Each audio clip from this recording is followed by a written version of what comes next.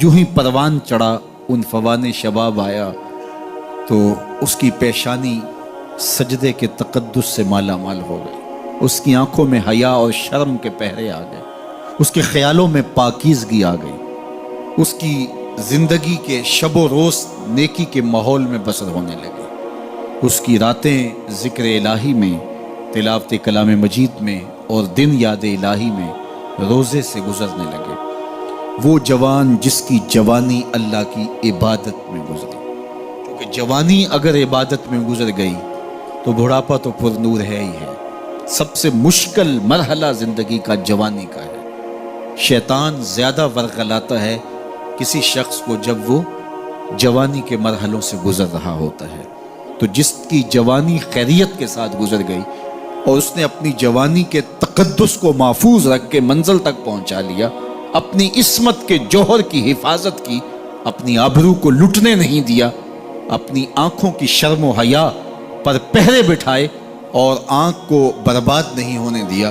اور اپنی زندگی کے تقدس کا پہرا دیا،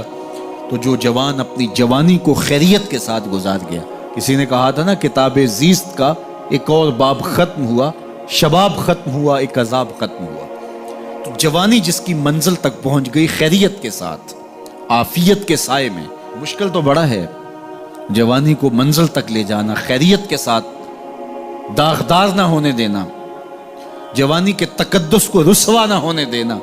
عصمت کے جوہر پہ کالک نہ لگنے دینا، خواہشات کو غالب نہ آنے دینا۔ آسان کام تو نہیں ہے، مشکل کام ہے، لیکن اگر کوئی مشکل کاٹ گیا، جوانی کے تھوڑے سے ایام میں گزار گیا، اللہ اکبر۔ حضرت شیخ ختلی کہتے ہیں، داتا گنج بخش علی حجویری علیہ رحمہ کے مرشد ہیں، الدنیا یوم ولنا فیہا صوم۔ وہ کہتے ہیں دنیا ایک دن ہے، ہم روزہ رکھ کے گزار رہے ہیں۔ تو روزہ رکھ کے سارا دن گزر ہی جاتا ہے، دوپہر بھی آتی ہے گزر جاتی ہے، اور عصر کا وقت بھی آتا ہے گزر جاتا ہے، کھانے کا وقت بھی آتا ہے، چائے کا وقت بھی آتا ہے، سب کچھ ہوتا ہے لیکن گزر جاتا ہے، افطار تک بندہ پہنچ جاتا ہے۔ جس نے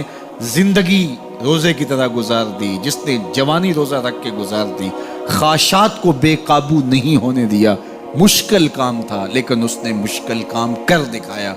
اجر کتنا بڑا ہے، سنیے اللہ کے محبوب کی زبان سے سنیے۔ حضور نے ارشاد فرمایا جو سیدنا ابو ہریرہ کے ذریعے سے ہمارے تک پہنچا، فرمایا قیامت کے دن جب سورج کا رخ سیدھا ہوگا، زمین تانبے کی ہوگی، لوگ پسینے میں شرابور ہوں گے، کوئی ٹخنوں تک پسینے میں، کوئی گھٹنوں تک، کوئی کمر تک، کسی کو پسینے کی لگام دی جائے گی، اور وہ پسینہ ایسے نہیں ہوگا جس طرح یہ پسینہ ہے، اتنا گرم ہوگا۔ ابن رجب حنبلی کہتے ہیں اس پسینے کا ایک قطرہ اگر احد پہاڑ پہ ڈال دیا جائے تو وہ پگھل جائے، اتنا گرم ہوگا، بدبودار اتنا ہوگا، ایک قطرہ دنیا پہ ڈال دیا جائے، انسان کیا جانوروں کے دماغ بھی پھٹ جائے، اس پسینے میں لوگ شرابور ہوں گے۔ لیکن جس نے اپنی جوانی کو عافیت سے گزارا ہوگا، کل قیامت کے دن جب کوئی سایہ نہیں ہوگا، اللہ اس جوان پر اپنے عرش کا ٹھنڈا سایہ عطا فرمائے۔ وہ شخص جس کو کسی عورت نے دعوت گناہ دی اور وہ صاحب منصب تھی، صاحب جمال تھی، اور اس نے یہ کہہ کے یہ خواہش، یہ آرزو مسترد کر دی، انی خاف اللہ۔ اسی طرح کوئی عورت ہے تو اس نے اپنے تقدس کی حفاظت کی، اپنی آبرو پہ پہرا دیا اور کسی پیشکش کو ٹھکرا دیا،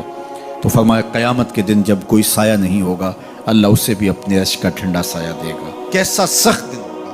اور وہ کس اعزاز میں ہوگا، کس تکریم میں ہوگا۔ یہ تو 4 دن 10-20 سال ہیں،